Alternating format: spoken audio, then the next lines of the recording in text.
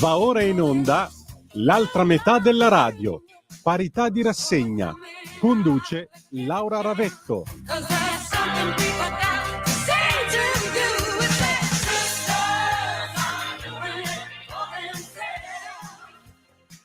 Buongiorno Laura, buongiorno Antonino, a voi la linea. Buongiorno a te, cara Natalia, amiche e amici miei, ma non dell'avventura. Buon pomeriggio, siete sulle magiche onde di Radio Libertà. Questa è l'altra metà della radio. Io sono Antonino Danna e questa è la puntata di oggi, martedì 21 ottobre 2025. Vi ricordo, come sempre, date il sangue perché in ospedale serve sempre, salvate vite umane. E poi radiolibertà.net, fesso chi non lo legge perché vi perdete liberamente il direttore responsabile Giovanni Sallusti, gli autodafè di Giulio Cainarca, la rassegna in Semivarin, le videopillole e molto altro ancora. E do il ben ritrovata alla padrona di casa, la nostra Laura Ravetto. Buon pomeriggio, Laura. Buon pomeriggio a tutti dall'aula. Ah, che bello. Cosa state votando?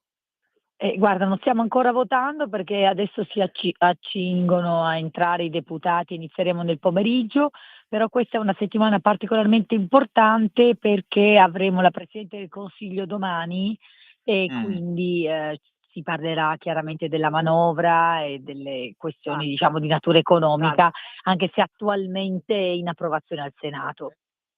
Bene, insomma, diciamo che cominciano le grandi manovre per la finanziaria che giustamente entro dicembre deve arrivare a essere approvata.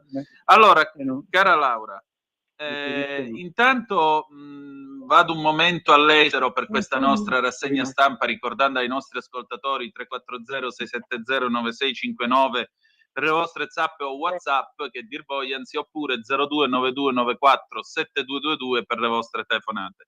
Sanae Takaichi, la prima donna al potere in Giappone, quindi anche una società, diciamo così, molto tradizionale come questa, si apre alla possibilità che una donna prenda le redini del governo. Tra l'altro lei stessa è una conservatrice che ha le idee molto chiare. Per esempio lei è contraria al fatto che le donne quando si sposano in Giappone conservino il loro cognome da nubili, quindi lei è a favore di mantenere la tradizione che prende il cognome del marito, si ispira a Margaret Thatcher, già che c'è, e ha la particolarità anche abbastanza comica che lei comincia i discorsi in giapponese, poi all'improvviso passa al dialetto Kansa, che è un dialetto meridionale, un po' come se noi avessimo una premier che comincia i discorsi in italiano e passa al calabrese estremo, il che sarebbe anche molto divertente come cosa. Per fortuna Giorgia Meloni parla italiano.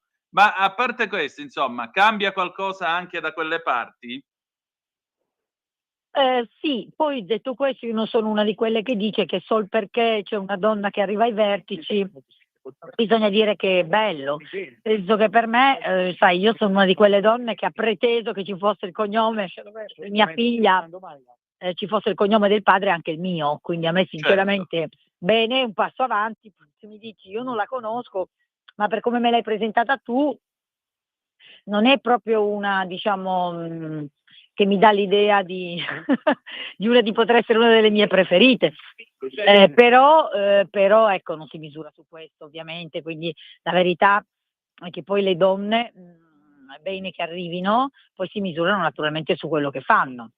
Certo, che fanno per tutti naturalmente, però anche per le donne stesse, quindi ecco vedremo se puoi essere conservatrice, se significherà mantenere i valori giapponesi, però magari con un'attitudine un po' più aperturista verso le donne, perché l'esperienza che ho avuto io del Giappone, da umile visitatrice di una ventina di giorni, parlando però con vari ambasciatori pur essendo andata per ragioni personali, però naturalmente sono andata anche a salutare l'ambasciatore italiano, naturalmente sono andata a Expo, ho avuto possibilità di parlare con varie persone, precisiamo sono andata a titolo personale con mia figlia a spese mie, perché sennò ecco, e penso di essere uno dei pochi politici che ha fatto così, ma detto questo la situazione femminile in Giappone, a vederla così dall'esterno e quindi senza potermi ergere a grande, diciamo, saggia dei costumi giapponesi, ma mi sembrava alquanto drammatica.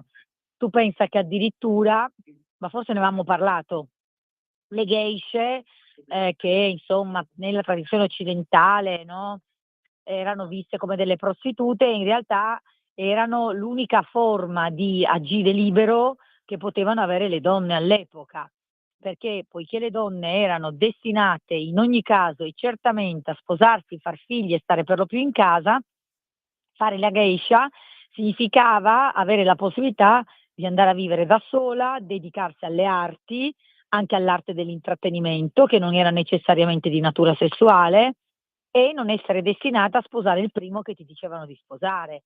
Quindi lascia stare che oggi in Giappone le geishe sono per lo più folklore, però ecco, diciamo che il Giappone non brilla per essere un paese dove i diritti delle donne sono iper intesi come da noi, ecco. Certo.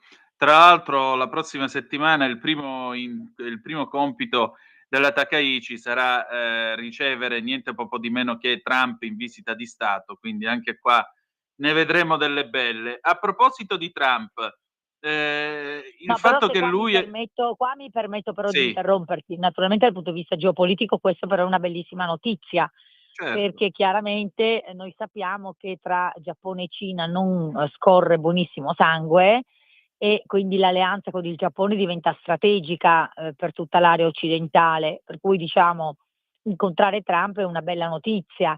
Devo anche dirti che è incredibile come questo Trump sia su tutti i dossier. Cioè uno può apprezzare, non apprezzare i suoi metodi di negoziazione, io personalmente li apprezzo, ma altri no. Però è incredibile, non si è mai visto un presidente degli Stati Uniti che fosse così su tutti i dossier. Cioè gli Stati Uniti hanno ripreso una centralità internazionale che avevano perduta. È Cioè, vero. obiettivamente nessuno la sta valutando questa cosa, ma si parla esclusivamente di Trump, cioè gli altri presidenti del Consiglio o premier degli altri paesi, di tutti i paesi del mondo, non sono altrettanto presenti e centrali. Cioè lui ha questa capacità di dare perlomeno l'impressione che ogni dossier mondiale dipenda comunque dalla postura americana. Questo non è banale. No, non lo è e tra l'altro apprezzo l'acutezza della tua analisi, anche perché, tu in America ci sei vissuta, ci hai lavorato. Mio padre diceva: "Prima di parlare dell'America vi fate 2 anni a lavorare da quelle parti e dopo capite come ragionano". Quindi Vero. credo che tu quindi credo che tu sia ampiamente patentata per trattarne. Cioè quel paese è un paese che non perde la strada. La verità è che il precedente presidente era ormai un signore nemmeno presente a se stesso e questo ha risentito anche sulla presenza degli Stati Uniti nel Sì, mondo, poco ma sicuro. sì, è così, Poco ma è sicuro. così, è A così. proposito di Trump, Laura, c'è in Sì. Italia questa polemica continua sul fatto che abbia detto alla Meloni: "Sei una bella donna, sei una bravissima, premier", sento Vabbè, voci questo è scandalizzate. ridicolo, questo è Cioè ridicolo. Cioè adesso onestamente, io se c'è una cosa che mal sopporto è quando, per affermare la parità, che è una cosa sacrosanta, si debbano negare, non solo le differenze che ci sono, lasciatemi dire che 99 su 100 noi donne siam più belle della popolazione maschile, possiamo dirlo? Ci sono e ne direi. possiamo pure andare fiere, così come che vengano negate le galanterie, i complimenti. La Meloni poteva tranquillamente rispondere, io forse gli avrei risposto: "Anche lei è un bell'uomo, toh, dove sta il problema?" Non è assolutamente un deminuzio, anzi, se vogliamo dirla tutta, Trump ha valorizzato tantissimo la premier Meloni. Certo. E quindi a coloro che si permettono, penso, senza far nomi ma solo cognomi, Landini, di voler Ah, mortificare il vabbè. ruolo, della premier rispetto a Trump, beh, io penso che sia semplicemente livore e invidia, perché è esattamente il contrario. Che poi, Trump possa essere affascinato anche dai modi italiani, a me non stupisce. Io quando lavoravo negli Stati Uniti a me fermavano per strada per chiedermi dove avevo comprato quelle scarpe, e magari erano scarpe che voglio dire, avevano già anche loro nel loro armadio, ma loro sono molto affascinati, dal modo italiano, no, dal nostro, Sì. modo di esprimerci, di muoverci, dal suono, anche quando parliamo inglese. Io non ci vedo niente di male, io sono ben contenta che vengano utilizzati anche, diciamo, venga utilizzato anche il fascino eventualmente per così sedurre il mondo, che non significa assolutamente avere posture di subalternità o di cortigianeria. Guarda, poi l'ipocrisia della sinistra, no? Loro hanno avuto il premier più seduttivo di tutti i tempi, che è stato Obama, no? Obama ha utilizzato in ogni modo possibile la sua indubbia avvenenza, perché possiamo dirlo, un bellissimo uomo. Ricordiamoci l'ultima campagna elettorale di Biden, quando si è fatto filmare mentre faceva canestro con una classe incredibile. Allora di cosa stiamo parlando? Quindi ci sarà un problema se qualcuno fa un complimento o se qualcuno si pone anche in maniera piacevole al mondo? Non credo. Pienamente d'accordo con te. Qua ormai si fa polemica per il gusto di farla, proprio perché gli argomenti mi sa che sono finiti. Se sono finiti si passa agli insulti, cortigiana, no, ma l'ho detto in senso politico. Cioè, se io fermo una donna e le dico sei una cortigiana, quella mi tira uno schiaffo che sputo 32 denti e poi mi va a denunziare pure, altro che stai scherzando. Sì, esatto. Poi bisognerebbe anche capire poi con quale snobismo si permette Landini di appellare le cortigiane, che se vogliamo hanno anche avuto un gran ruolo politico e tutto erano meno che, diciamo, delle donnette. Però va bene così, l'ha detto sicuramente in termini dispregiativi, anche se poi ha cercato di correggersi. Io sono dalla parte di Aspasia e dalla parte di Moana Pozzi, che ha frequentato tutto il potere politico dell'Italia anni '80 ed era una donna di estrema cultura e sensibilità, al di là del mestiere che faceva. Quindi basta leggere certi suoi resoconti di vita, dei dubbi, delle sofferenze che ha attraversato nella sua vita, e uno si rende conto che non era solo l'interprete di alcune pellicole, eccetera, eccetera, eccetera. Ma poi più che altro io non sono una gran fan della prostituzione e qua stiamo parlando di altro, ovviamente ci siamo staccati dalla parte politica. Non mi fa piacere che le donne vendano il loro corpo, però quello che mi incuriosisce sempre è che quando se ne si parla giudicando la donna che vende il proprio corpo. Ma quando si vende un prodotto c'è qualcuno che l'acquista, allora magari concentriamoci di più su quei porci, scusami, che vanno a comprare i corpi delle donne, perché voglio dire, no? Anche qui comunque la narrativa è sempre il giudizio positivo o negativo, perché ci sono quelle che dicono le donne possono fare del loro corpo quello che vogliono, oppure quelli che dicono le donne non dovrebbero vendere il loro corpo, però nessuno, è sempre un giudizio sulle donne, cioè è sempre un giudizio sul corpo delle donne. Diciamo la parte maschile non viene, diciamo, affrontata. Ecco, che poi sai, allora vengo in tuo soccorso. Curzio Malaparte diceva che in Italia per fare la puttana è meglio se nasci maschio anziché femmina, e Achille Lauro, no il cantante, il comandante Lauro, quando era sindaco a Napoli, a un certo punto 7 dei suoi consiglieri fecero una defezione e fecero cadere la giunta.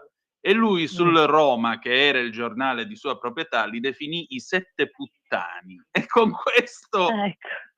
Ecco, come vedete, e con questo diamo spazio a Lisetta che ha telefonato, se tu vuoi. Vai Lisetta. Signora Lisetta, buon pomeriggio. Lisetta, ci devi commentare parlando. Allora, sì, Lisetta, buongiorno a tutti e due. Ciao. Allora, oggi volevo parlare di politica, un po' aspra, ma devo parlare. Non parlo di femminicidi perché sennò diventa troppo lunga la telefonata. Allora, secondo me cresce il nervosismo in vista del premierato, c'è anche questo da aggiungere. E allora, voglio dirvi che la manovra continua, mi sembra, a provocare fibrillazioni tra forzisti e noi leghisti. Allora, Tajani, persa la partita sulle banche, non vuole l'aumento della cedolare secca, mi sembra, sugli affitti temporanei. Mentre nella Lega nostra di Salvini deve fare i conti con lo scontento di Zaia. E poi aggiungo che è probabile che al fondo di tutto questo nervosismo ci sia la prospettiva abbastanza ravvicinata della riforma della legge elettorale per la Camera e il Senato, che secondo Giorgia Meloni deve accompagnare la nascita del premierato, mettiamolo tra virgolette, il premierato. Cambiare la legge, signori, elettorale non è mai un'operazione neutra, secondo me. C'è sempre qualcuno che ci guadagna e qualcun altro che ci perde. E questo spiegherebbe molto di quello che si muove oggi dentro i partiti. Tutto qua, io vi saluto e buona giornata a tutti e due. Grazie Lisetta. Laura, prego. Iniziamo dalla legge elettorale. Iniziamo dalla legge elettorale. Quando si fa una legge elettorale, come ha detto Lisetta, c'è sempre chi ci guadagna e qualcuno che ci perde. Pronto? Vi ho persi? Sì, vai avanti. Era Lisetta che aveva chiuso. Ok, in realtà è vero, però è anche vero che di solito chi pensa di guadagnarci non sarà quello che ci guadagnerà. Nel senso che la mia esperienza parlamentare mi ha insegnato che chi ha pensato di fare le leggi elettorali per trarne beneficio ne ha tratto più maleficio che beneficio. Quindi questo è il primo punto. Il secondo punto è che a me non risulta che formalmente ci sia un tavolo di revisione della legge elettorale, però certamente è vero che informalmente ci arriva più di un segnale che ci sarebbe già un testo scritto, che questo testo sarebbe di base proporzionale, che questo testo avrebbe i capolista bloccati e i secondi a preferenze, che questo testo valuterebbe un premio di riequilibrio, però ecco, io sono abituata a vedere i tavoli dove vengono coinvolti i rappresentanti dei partiti che si occupano delle leggi elettorali perché si valutino questi aspetti, quindi finché non vedrò avanzare questa ipotesi non mi sento di commentarla. Una cosa la posso dire, io non sono una grande fan dei sistemi proporzionalisti, poi se si dovrà votare si voterà, se sarà la scelta della maggioranza benissimo. A me quello che incute un po' dubbio è che ci sia almeno però un sistema per cui non è che uno fa l'accordo per la campagna elettorale e poi dopo la campagna elettorale se ne va un po' dove vuole, perché è giusto ed è sano il principio di voler allargare, no? Perché poi la politica ha i numeri, quindi è giusto che anche il centrodestra abbia aspirazione ad allargare il perimetro, quindi magari attirare delle forze centriste, però queste poi devono essere vincolate, perché sennò il rischio è che beneficino dei posti in Parlamento facendo la campagna elettorale con noi e poi il giorno dopo il voto vadano a fare il governo con la sinistra. Quindi scusate la schiettezza, ma io spero ci siano dei meccanismi di equilibrio in questo senso. Sulle banche Salvini è stato non bravo, bravissimo, perché ha portato prima di tutto a casa la rottamazione. Questo esula dalle banche, però dobbiamo dirlo, è la Lega che porta a casa la rottamazione con il ministro Giorgetti e con la forza del segretario Salvini. E questo non è banale, lo aspettavano gli italiani da tempo, lo aspettavano gli italiani che non hanno potuto pagare, non certo gli evasori che tra l'altro infatti vengono esclusi perché chi potrà beneficiare della rottamazione sono esclusivamente coloro che la dichiarazione dei redditi l'hanno fatta. E poi è stato bravissimo anche sulle banche, perché nessuno nega che le banche siano delle istituzioni essenziali per il sistema. È chiaro che se non c'è credito il sistema si blocca, però è indubbio che in questi anni le banche hanno fatto quasi 70 miliardi di utili, che gli italiani hanno avuto periodi difficili dovuti a Covid, crisi internazionali. Questa è una manovra che va nel senso di abbassare le tasse, era giusto che le banche contribuissero. È stata una battaglia della Lega ed è stata una battaglia vinta. L'altro argomento che porta Lisetta è la questione Zaia. Io non credo affatto che Zaia sia scontento e non lo dico in maniera propagandistica, lo dico perché so per certo che la volontà di candidarsi capolista in tutte le province è stata una volontà assolutamente coordinata con il segretario Salvini e tra l'altro è una cosa che fa benissimo al partito perché Zaia ha un fortissimo consenso, è stato dimostrato nell'incontro Salvini-Zaia e il nuovo candidato, l'amico Alberto Stefani, che è bravissimo e garantirà un gran futuro al Veneto. C'erano 3.000 persone, quelle persone erano lì anche grazie, anche soprattutto diciamo grazie all'operato di Zaia e della Lega su quel territorio. Quindi io non vedo assolutamente nessuna delusione, nessun litigio di quelli che vengono così tanto piacevolmente descritti dai giornalisti che apprezzano molto sempre il ritrovare divisioni dove non ce ne sono, negandole diciamo dove ce ne sono, no? Perché nel 5 Stelle stanno implodendo con gli schiaffi tra Appendino, Conte, nel PD ci sono più correnti che nella DC della Prima Repubblica, però insomma l'attenzione è tutta sulla Lega. La Lega da questo punto di vista è un monolite, c'è stata la segreteria, non mi risulta che siano usciti dalla segreteria dichiarazioni di contrarietà a qualcuno e quindi onestamente non vedo assolutamente questo tipo di tensioni. Allora, noi andiamo un momento in pausa e torniamo dopo, anche perché aggiungo solo che l'ufficio stampa della Lega ha appena battuto che Zaia e Stefani, quando sono entrati al consiglio che si sta tenendo in via Bellerio, sono stati salutati da un sentito applauso dei presenti, quindi altro che polemiche. A tra poco.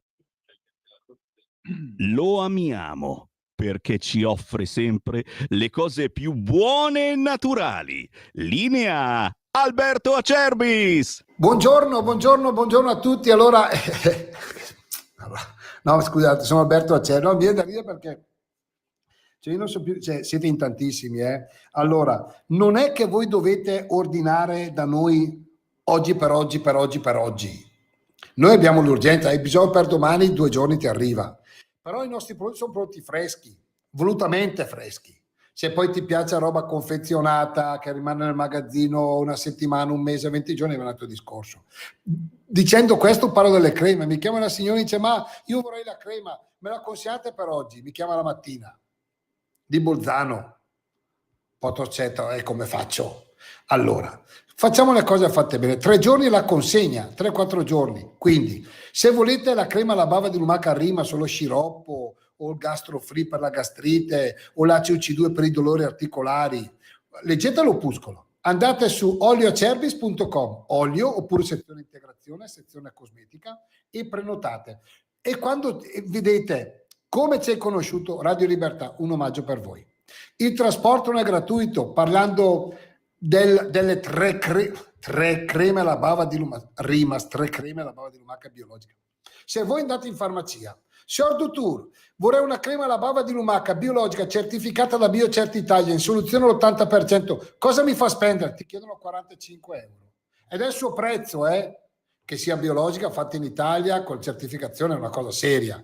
Ecco, una 45 euro. Io stamattina, però, se volete chiamare 030 68 40 408 per l'inverno, non sto scherzando, 3 creme Rimas, 3,79 euro. Siamo in raccolta alla bava, abbiamo disponibilità, io sono fatto così, mi piace far così, oppure visitate olioacerbis.com. Grazie, alla prossima.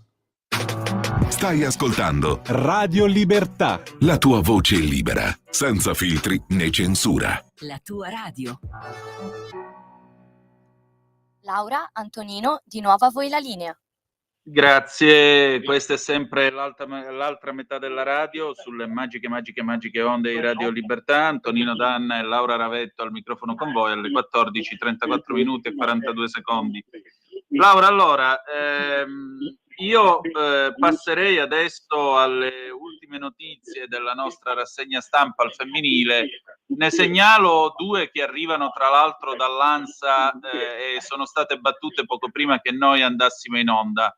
La prima è che le nascite sono ancora in calo in Italia, fecondità ai minimi storici, il numero medio di figli per donna raggiunge il valore più basso, 1,18. L'altra invece è una notizia che arriva dalle Marche, assolto per abusi su una 17enne, aveva avuto già rapporti, prosciolto a Macerata, processo d'appello in corso ad Ancona, pensate un po' voi, è stata presa questa decisione dal giudice, insomma sarà bene capire che cosa voleva scegliere in merito. Ma al di là di questi 2 flash, ecco, io ho qui il Corriere della Sera di stamattina. Pamela, il dito rotto, il codice rosso che non scattò, aperta un'inchiesta. Bergamo, l'ex moglie dell'assassino è un violento. Sto parlando di Pamela Giannini, di cui parlavamo martedì scorso. 29 anni, questa ragazza della provincia di Bergamo, questa modella, che è stata uccisa dal compagno Gianluca Soncin a coltellate. Questo galantuomo, si fa per dire, si era fatto la copia della chiave dell'appartamento per andare ad ammazzarla. E il Corriere riferisce questo: buttata a terra e colpita alla testa con pugni, trascinata per i capelli per diversi metri.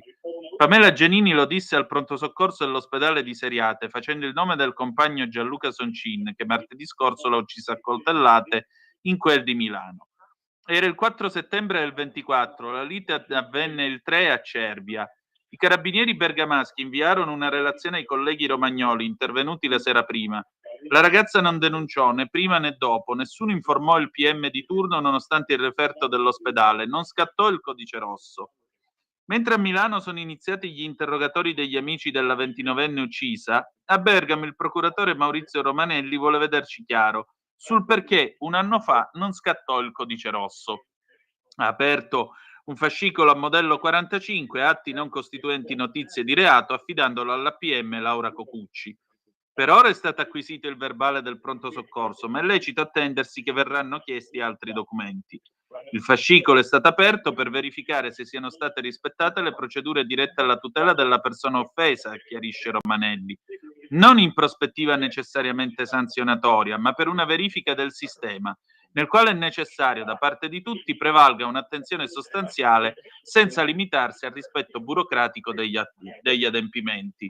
Però chiedo scusa, con tutto il rispetto per il procuratore, io trovo comunque sconcertante che davanti a una dichiarazione del genere, che manco l'età della pietra, nessuno abbia fatto niente. Ma perché? Allora, dunque, la prima considerazione che do è che mi è spiaciuto molto verificare per l'ennesima volta che la stampa italiana ha perso la grande occasione di dimostrare che di fronte ai femminicidi è in grado di descriverli per quello che sono e senza ancora una volta, non dico fare vittimizzazione secondaria perché non lo è, ma in qualche modo sminuire la figura femminile della vittima. Cioè, ho trovato ignobile che tutte le prime 48 ore dal delitto tutti i giornali italiani fossero colmi di fotografie della ragazza in tutte le pose possibili, con tutti i vestiti possibili, con cagnolini, costumi, e non ci fosse neanche una foto dell'efferato assassino. Cioè, questo secondo me dà già il metro e la misura di come questo paese sia indietro nel rispetto delle donne. La verità è che una ragazza giovane, bella, vittima di femminicidio, fa tanta notizia e i giornali ci si buttano. Solo dopo 48 ore, e secondo me anche per un po' di rimostranze sui web, perché le donne stanno iniziando a aprire gli occhi anche in Italia, hanno iniziato a scrivere: scusate, ci state mostrando la vittima in ogni modo, ma chi è il bastardo che l'ha uccisa? Perché non facciamo vedere la faccia di sto uomo disgustoso? Perché dobbiamo lui tutelarlo e lei invece dobbiamo in qualche modo sfruttarne la bellezza per fare notizia? E allora è circolata anche la faccia di questo assassino.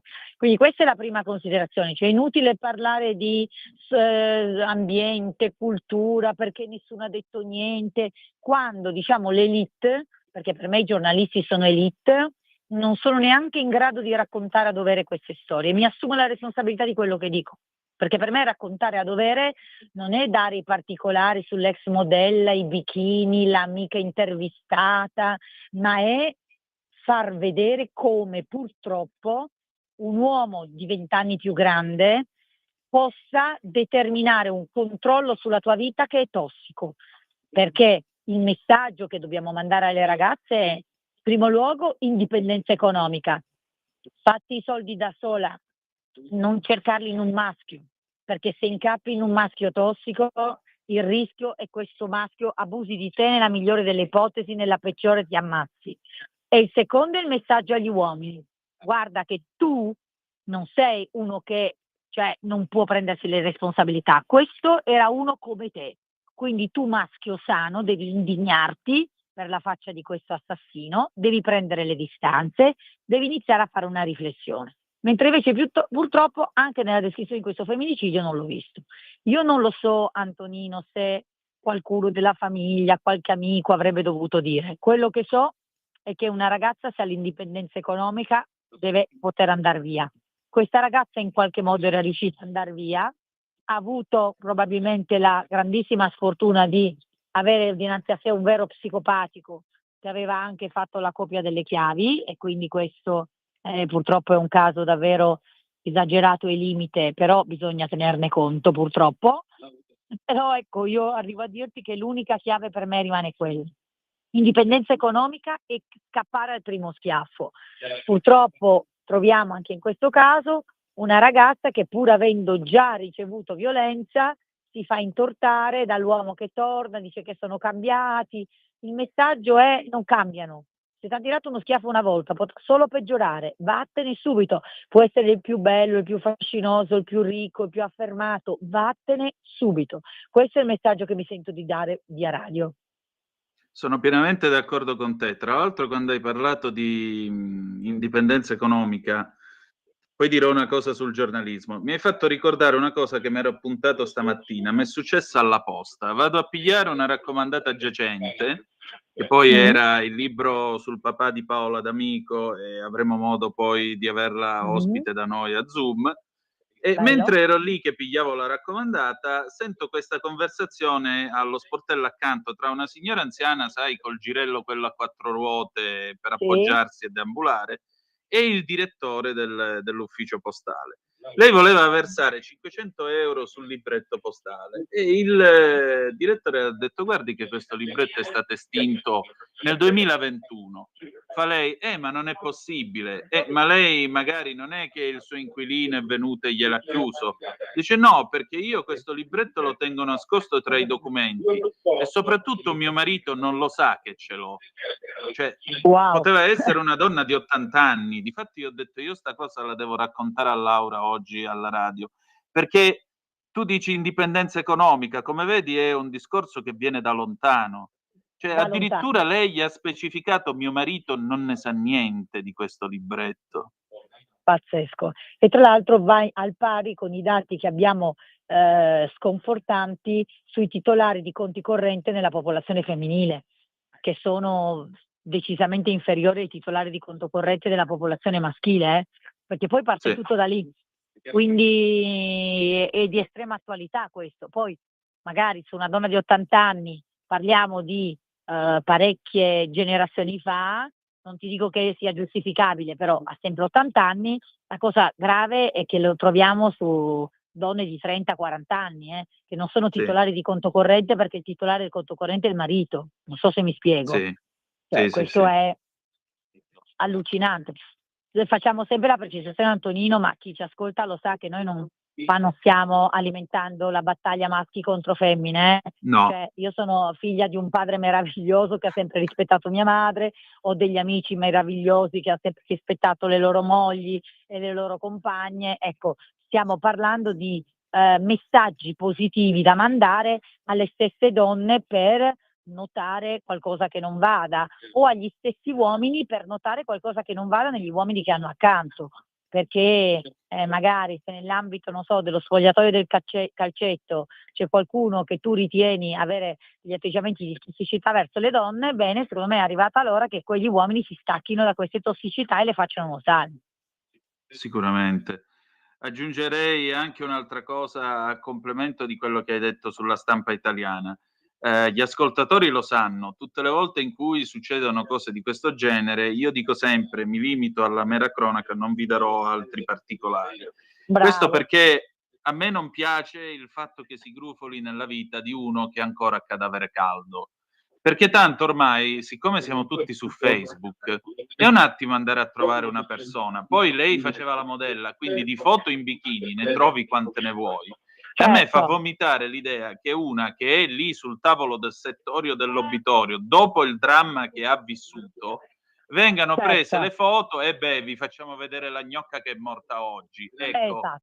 Esatto, questo è raccapricciante. Questo è un altro tipo di violenza, possiamo dirlo, anche se non violenza fisica, ma è un'altra forma di violenza sul corpo femminile.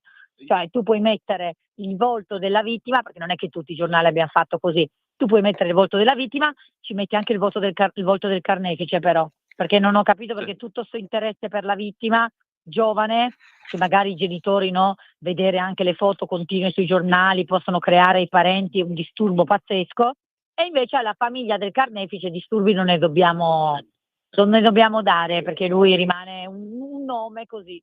Diamogli un volto, facciamo vedere che faccia aveva questo, facciamogli vedere a quanto somiglia all'amico che abbiamo, quanto sia di età non così anziana, per cui facciamo capire che non è un fenomeno, facciamo capire che è un fenomeno di trasversalità sociale, che perché sai, quante volte mi sento dire ma i casi di violenza domestica sono tutti uomini privi di cultura, con situazioni di disagio economico, sì?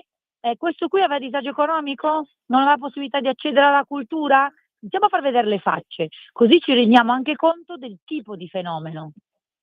Sicuramente, tra l'altro il Corriere pubblica la foto anche di lui in un colonnino, lui che ha questi occhiali da sole, sono degli occhiali da sole di stile anni 60, vestito col come si chiama? Oddio santo, con lo smoking e il papillon, quindi Sì, uno che l'unica ci foto che è teneva. circolata, Sì. va bene, però almeno ne è circolata almeno una, perché io trovo raccapricciante questo fatto. Si dà sempre il volto alla vittima e anche il corpo della vittima, soprattutto se è una bella ragazza, del carnefice no.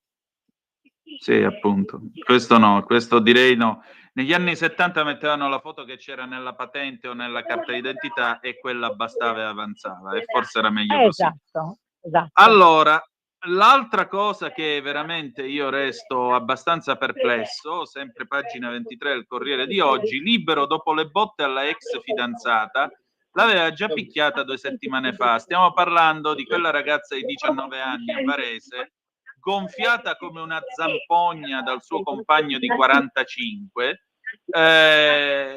il quale è stato beccato dalla polizia sull'autobus a Varese, dove era accanto a questa povera vittima. Tra l'altro, complimenti ai poliziotti che hanno saputo gestire la situazione. Complimenti, il video l'abbiamo visto tutti, grandi complimenti. Sì. Allora, già 2 settimane prima l'aveva strattonata e presa a schiaffi. L'aveva fatto mentre lei era al telefono con la madre, terrorizzata nell'assistere in diretta alla violenza. Sei una merda, le urlava, e lei a supplicare, fermo, ma cosa stai facendo? Dalla misura cautelare a carico del 45enne che a Varese è stato arrestato dopo aver colpito a calci e pugni una ragazza di 19 anni, la chiameremo Giulia, emerge un contesto di violenze e atti persecutori che andava avanti da almeno 4 mesi, praticamente da quando Giulia aveva deciso di interrompere una relazione tormentata. L'uomo con precedenti per spaccio di droga usava ogni forma di ricatto. A giugno, quando Giulia gli aveva detto che la loro storia era finita, lui l'aveva punita pubblicando sue foto intime sul proprio stato WhatsApp. A settembre la violenza in diretta. Dopo un gran trambusto, avendo il ragazzo strappato di mano il telefono alla ragazza e gettandolo a terra, si legge nell'ordinanza, la colpiva con schiaffi al volto. L'avrebbe perfino ricattata minacciando di compiere atti autolesionistici, in una sequenza di liti, abusi e violenze culminata con l'aggressione di martedì alla stazione dei Pullman. Lo stesso giorno in cui a Milano veniva uccisa Pamela Giannini, a Varese Giulia veniva costretta dal suo ex a salire sul bus, dopo che l'aveva colpita a calci e pugni. A salvarla un conoscente che ha chiamato il 112, attivando l'intervento dell'agente Andrea Milioni, che per 7 minuti l'ha sorretta e confortata al telefono, fin quando non sono intervenute le volanti che hanno arrestato il 45enne. Ma in questa storia suscita incredulità soprattutto la decisione del GIP di Varese, Alessandro Chionna, di scarcerare l'uomo ad appena 48 ore dal fermo, con il solo divieto di avvicinamento a meno di 500 metri. Per lui nemmeno l'obbligo del braccialetto elettronico, una decisione assurda, ha commentato il presidente della regione Lombardia, Attilio Fontana. E sui social in tanti esprimono rabbia e sconcerto. Poi viene chiesto di denunciare, denunci per poi vivere nel terrore? Se a questa ragazza dovesse succedere qualcosa di grave, sapremo tutti chi ringraziare. Tanto impegno da parte della polizia e poi i giudici li liberano. E purtroppo non è un caso isolato. Sabato a Como è stato fermato un ecuadoriano di 25 anni che aveva appena pestato in strada sotto gli occhi di decine di testimoni la sua ex di 21.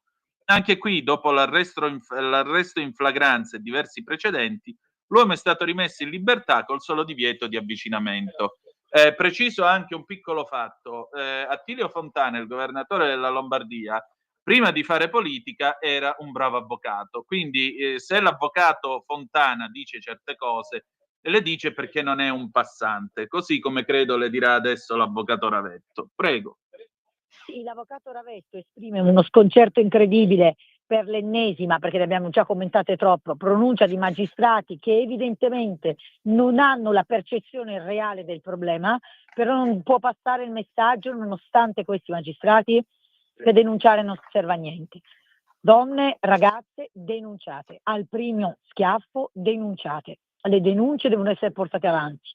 In questo caso spero che ci sarà una mobilitazione tale per cui abbiamo visto anche in altri casi intervengono altre decisioni giudiziarie. Comunque, a parte questi casi vergognosi che noi portiamo giustamente in radio perché ne dobbiamo parlare, dobbiamo anche dire che ci sono tante sentenze che invece mettono il braccialetto elettronico, mettono in galera gli uomini abusanti, quindi mi raccomando, ragazze, donne, non pensiate mai che denunciare non serva a nulla.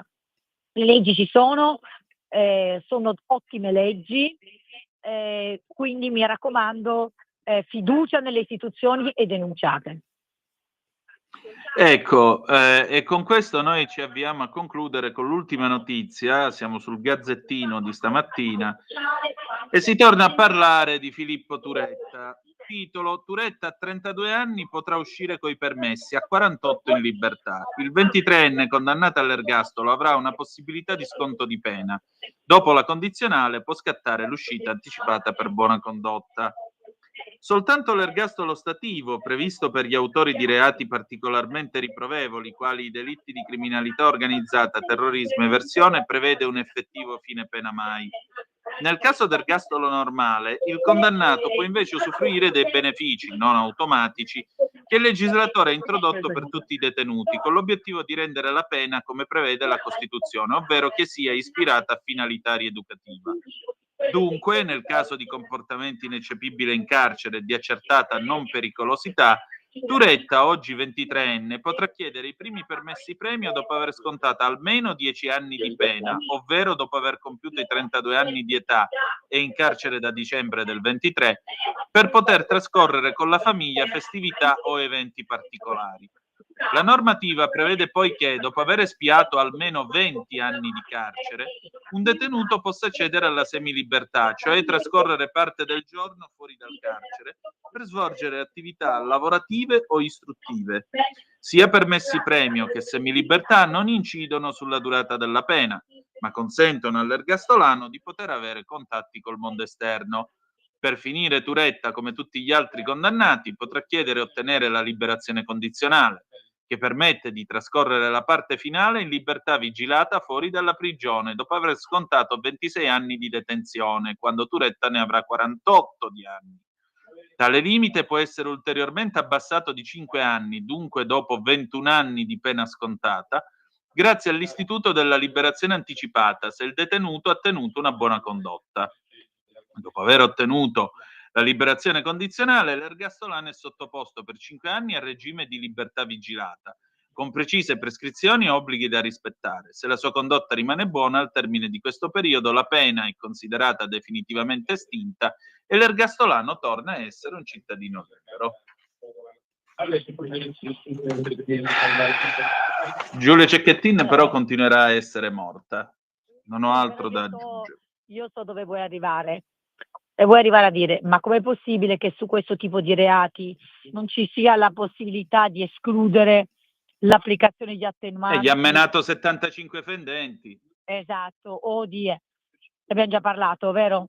Sì, povera figlia. Legge in questo senso, ci sono proposte di legge in questo senso, sono delicate rispetto all'approccio costituzionale, perché è chiaro che la nostra Costituzione dice che in qualche modo appunto la pena possa essere attenuata a determinate condizioni. Si può andare avanti con le riforme e modificare, però rimane un punto. Non è che queste sconti di pena arrivino in automatico, Non è che la legge ti dice, guarda, devono arrivare gli sconti di pena. La legge ti dice se. E questi se sono discrezionalità di psicologi, giudici, cioè non è scritto da nessuna parte che uno debba accedere ai permessi premio, cioè il concetto di buona condotta non è di per sé sufficiente, va valutata la pericolosità sociale, quindi quello che voglio dire è che si costringa sempre il legislatore a fare delle leggi il più possibile massimaliste, che poi magari non superano la prova costituzionale, poiché i giudici sono un po' troppo generosi nell'applicazione delle attenuanti prima e dei permessi premio poi, non è molto corretto. Non so se sono riuscita a esprimere bene il concetto. No, l'hai espresso bene, direi.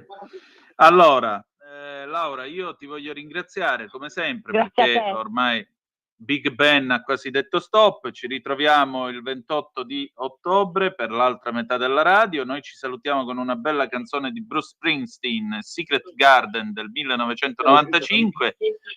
Alle 16 c'è Pop Economia Rumore della nostra Alessandra Mori. Oggi si parla di Stellantis, Ursula von der Leyen, biocarburanti e Israele, insomma roba molto interessante. E che dire di più, Laura? Grazie e alla prossima. Grazie a te, grazie a quelli che ci ascoltano, a quelli che chiamano, a quelli che scrivono. A martedì prossimo, ciao a tutti. Buona giornata, a noi più tardi con Zoom, a dopo.